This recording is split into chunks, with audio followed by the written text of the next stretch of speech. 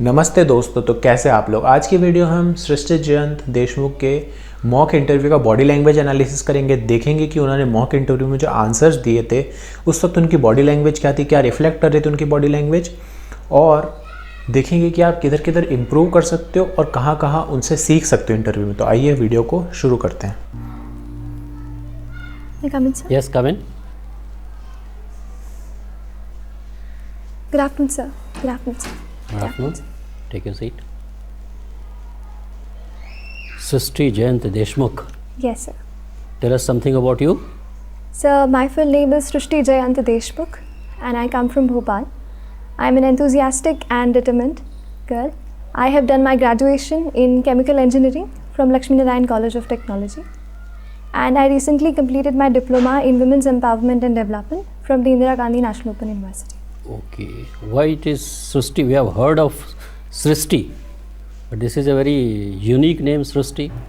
So in Marathi, the word "ri" is pronounced as "ru," so that is why the pronunciation goes Srishti. So hereby the spelling, sir. So you are basically an engineer. You have completed your engineering, and thereafter you have developed interest in civil services. Yes, sir. What has inspired you to join civil services?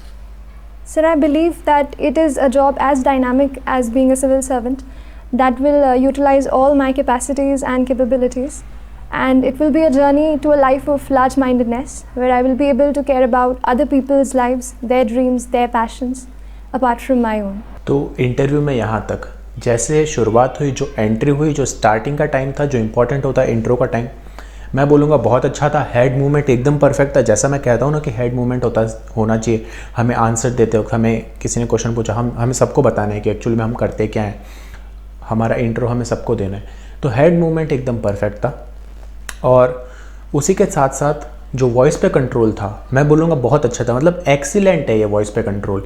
ऐसा ही आपका भी अपनी voice पे control होना चाहिए। बहुत बार क्या होता है, जब हम थोड़े से नर्वस हो जाते हैं तो वॉइस हल्की सी शैलो पड़ जाती है। पिछली वीडियो में बताया था, तो वॉइस पे कंट्रोल बहुत अच्छा है। अच्छा, एक बात मैं इंपॉर्टेंट बता दूं कि मैंने इनके मार्क्स देखे थे इंटरव्यू के, 173 थे 275 में से। अभी जैसे इंट्रोडक्शन हुआ या जैसे शुरुआत हुई तो मुझे ये लग रहा था कि 173 मार्क्स मतलब ये थोड़ा सा कम हो गया, क्योंकि जो हेड मूवमेंट है और जो वॉइस पे कंट्रोल है अक्षर जैन से अच्छा था ऑब्वियसली। तो मैंने सोचा कि यहाँ तो सब कुछ ठीक जा रहा है बॉडी लैंग्वेज में, तो प्रॉब्लम क्या। तो मुझे एक जगह सस्पेक्ट तक यहाँ प्रॉब्लम हो सकती है। अब वो मैं बताऊँगा किधर हो सकती है, खुद देखना। Thank you. But ठीक, सृष्टि इधर तो यहाँ पर आप बहुत अच्छे से नोटिस कर सकते हो हाथों का मूवमेंट। बहुत बार मैंने बताया, देखो बॉडी लैंग्वेज क्या होता है, कॉन्टेक्स्ट डिपेंडेंट होती है। ऐसा नहीं होता है कि बॉडी लैंग्वेज की ना कोई डिक्शनरी है, पढ़ ली, याद कर ली, उसको अप्लाई करने चले गए, ऐसा नहीं होता है। बॉडी लैंग्वेज में आपको बहुत सारी चीज़ों का ध्यान रखना पड़ता है, जैसे किस कॉन्टेक्स्ट में बातें हो रही है, मतलब क्या सिचुएशन क्या है सोसाइटी की जिसमें बातें हो रही है। अभी अगर आप देखोगे तो क्रॉस लेग्स हैं और क्रॉस हैंड्स हैं। अब क्रॉस हैंड्स इस सिचुएशन में क्या बता रहे हैं। फॉर एग्जाम्पल, अगर आप घर पे बैठे होते और आपके लेग्स क्रॉस होते, हैंड्स क्रॉस होते, तो वो बताता है कि आप कंफर्टेबल सिचुएशन में, ठीक है। यहाँ क्या बता रहा है, ये एक स्ट्रेसफुल सिचुएशन है। इंटरव्यू देना कोई ऐसे बहुत ज़्यादा कंफर्टेबल सिचुएशन तो होती नहीं है। उसमें हैंड्स क्रॉस का मतलब क्या होता, क्या इन जनरल जब हम स्ट्रेस हो जाते हैं तो हमारा लिम्बिक सिस्टम बहुत सारा ब्लड हमारे हाथों में फ्लो करने के लिए भेजता है, हमारे पैरों में भी भेजता है। एवोल्यूशनरी है, ठीक है। फ्लाइट और फाइट ट्रिगर रिस्पॉन्स शुरू हो जाता है।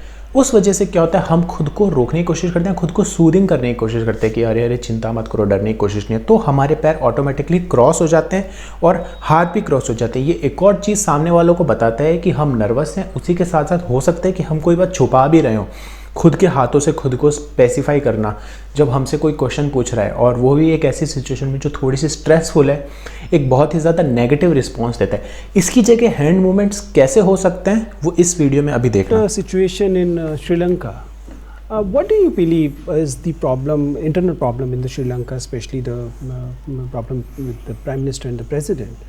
Do you believe that after this Tamil thing, they sir के हाथों को नोटिस करना, हाथों के मूवमेंट को नोटिस करना। have created two power centers within Sri Lanka, both powerful, and that's why this separation of power thing has created is an imbalance, and it will reoccur in future when the president and prime minister will not be on the same page. हाथ के movements देखे आपने, मैं यही समझाने की कोशिश करता हूँ। ये एक बहुत ही सटल हाथ के मूवमेंट्स है। अगर आप जाके कमेंट सेक्शंस भी देखोगे आपको दिखेगा कि इन सर को लेकर के लोगों ने बहुत ज़्यादा पॉजिटिव कमेंट्स किए कि ये सर बहुत अच्छे क्वेश्चंस पूछते हैं।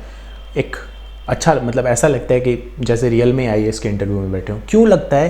क्योंकि इन सर के हैंड मूवमेंट्स जो होते हैं वो बहुत ज़्यादा अच्छे होते हैं। इसी वजह से मैं बोलता हूँ कि आप भी जैसे जैसे अपने हैंड मूवमेंट्स को थोड़ा बेटर करते जाओगे ना, अपने आप वो 5-10 मार्क्स इंक्रीज़ कर देगा आपके इंटरव्यू में। आपको सोचना भी नहीं पड़ेगा, आपके 5-10 मार्क्स अपने आप इंक्रीज़ हो जाएंगे। तो ये एक बहुत ज़रूरी चीज़ है जो हैंड मूवमेंट्स की बात मैं हमेशा करता हूँ, वो वहाँ पे ये चीज़ देखने को मिल रही है साफ साफ। और अभी तक आपने अगर मेरे चैनल को सब्सक्राइब नहीं किया है तो अभी जाके मेरे चैनल को सब्सक्राइब कर दीजिए और वीडियो को आगे देखते हैं। Let me put you in a situation. Let's say you are an IPS officer, and in your city there are two immediate situations which got arises. One is that there is a girls' college where some goons are basically planning to do acid attack. It is certain that they will do it because they have done it before also. And at the other part of the city, there is a mob lynching which is being planned. That is also certain. Now you are there.